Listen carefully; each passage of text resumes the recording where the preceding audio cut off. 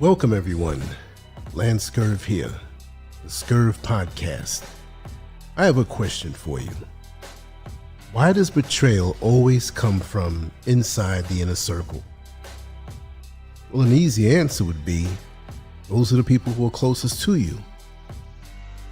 I mean, strangers can't betray you because there's no expectations at all. I mean, that's the simple answer, and then we can wrap things up and just go home. But it is deeper than that. We're talking about the invisible dagger. They smiled while sharpening the knife. Smiled in your face all the time they want to take your place. The backstabbers. When did it start? Was it always there? Was it something that developed over time? That's a good question in human nature. Let's just say betrayal does not arrive like an attack. It does not come wearing the face of danger or carrying the voice of a threat. It comes dressed in familiarity. It comes with a smile, a shared memory, a handshake, a hug, and words that sound like loyalty. Most people waste their energy watching enemies, guarding against strangers, and fearing outsiders, when the real danger is already sitting inside their circle. The most damaging wounds in life do not come from opposition. They come from access, from the people who know your schedule, your habits, your weaknesses, your fears, your dreams, and your blind spots. Makes sense? These are the people who do not need to fight you because you already lowered your guard for them. This is why betrayal hurts so deeply. It's not just the act itself. It's the trust that was given, the doors that were opened, the defenses that were lowered, and the belief that someone was safe when they were not. The pain comes from realizing that the person who harmed you had the closest view of your life. Most people are wired to fear loud danger, raised voices, direct threats, open conflict. But betrayal is silent. It whispers. It flatters. It waits. It hides behind kindness and patience. It does not rush. It studies. The greatest mistake people make is believing betrayal comes from hatred. It does not. It comes from envy, insecurity, comparison, and quiet resentment.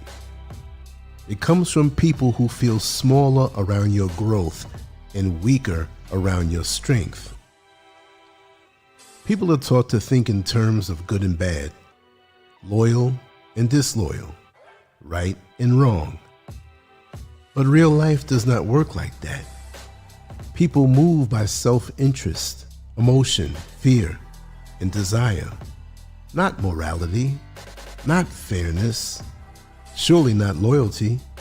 Self-interest always comes first.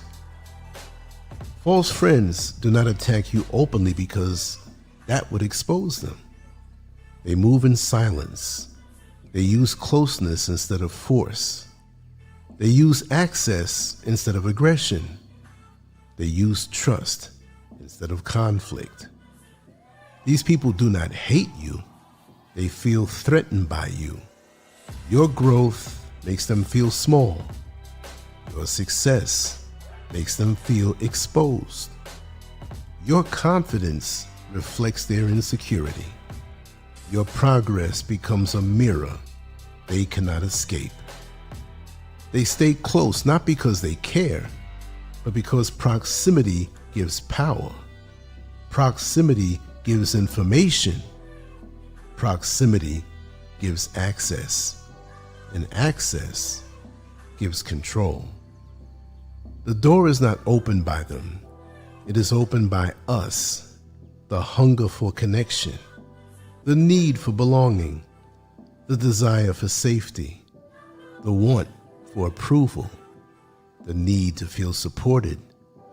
These are human needs, and they are not weaknesses, but they can be exploited. Fake loyalty feeds on emotional hunger. It gives comfort first, validation first, support first, safety first. Then it slowly collects influence, leverage, and control. The most dangerous people do not enter your life aggressively.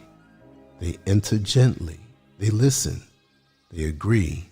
They affirm. They flatter. They attach themselves to your growth and identity until separation feels uncomfortable. Cruelty does not arrive with a snarl. It arrives with a smile. There is the flatterer, always praising, always agreeing, always supporting, but never challenging, never grounding you, never telling the truth. They feed your ego to blind your judgment. Their loyalty is performance, not substance. There's the crisis addict, always in chaos, always in trouble, always needing saving. They drain your energy, your time, and your focus. They do not want peace. They want company and dysfunction. There's the whisperer, the quiet saboteur, the one who plants doubt in soft tones, the one who disguises damage as concern, the one who speaks softly but poisons slowly. These are not obvious enemies. They are social predators hiding in comfort and familiarity. You do not confront, you observe. You test through behavior, not words. Real truth shows in reactions, not promises.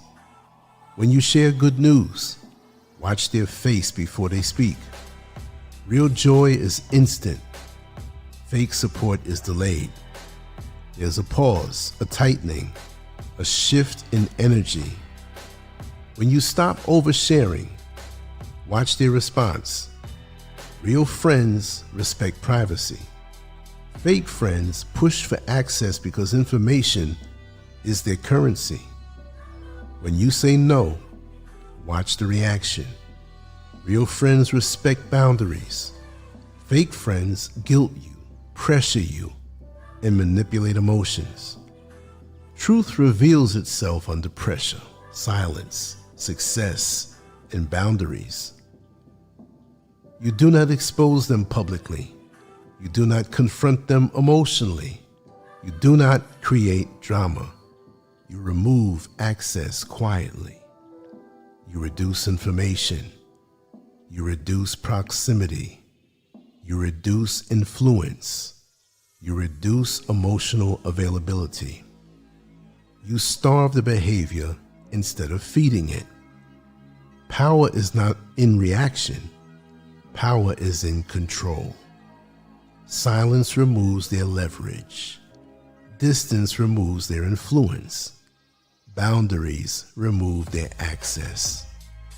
And I can tell you through personal experience that works excellently.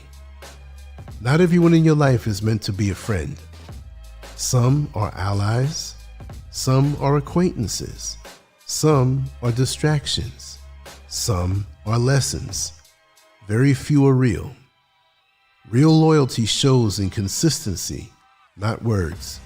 In protection, not praise. In truth, not flattery. In presence, not performance. Small circles are safer than large ones. Quiet loyalty is stronger than loud support. The real protection is not removing fake friends. It's removing the version of you that tolerated them.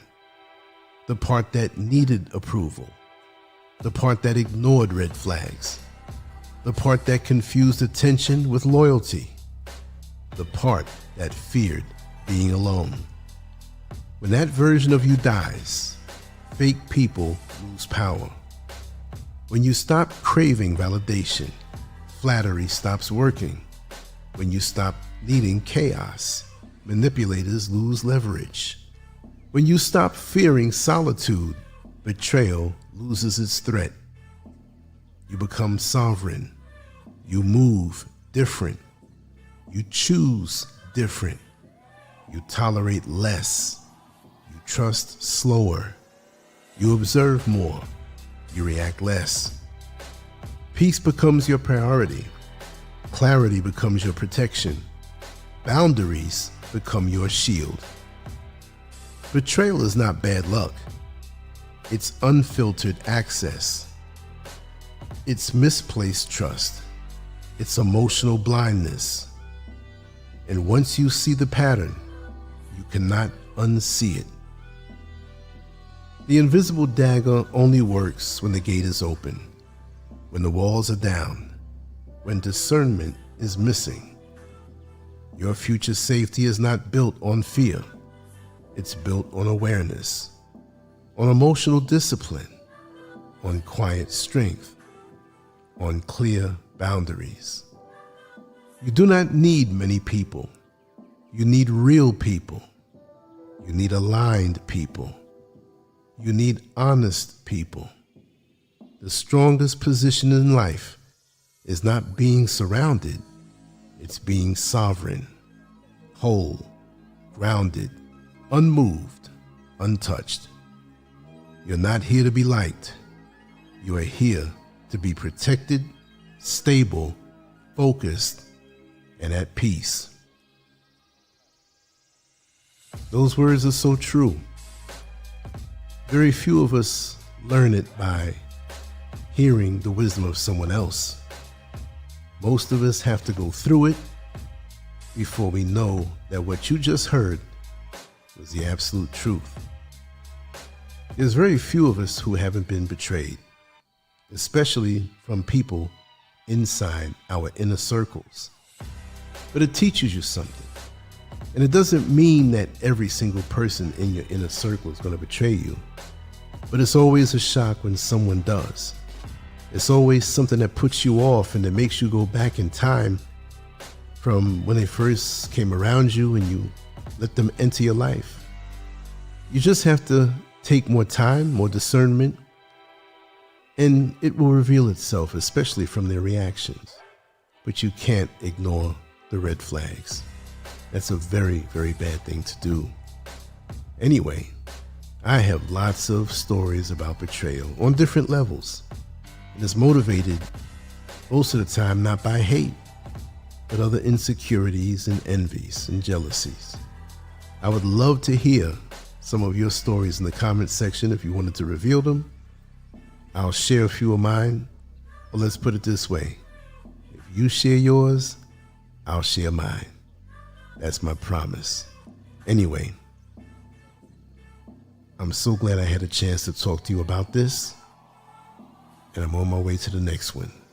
The topics are unlimited because human nature never ceases to fascinate me. Thank you all for coming through. I wish you nothing but the best in health, mental health, prosperity, not just financially, but in every other state of mind that brings you peace, whatever it may be. If it's important to you, then pursue it. It's nobody else's choice. Anyway, on to the next one. Lance Scurv out. Peace.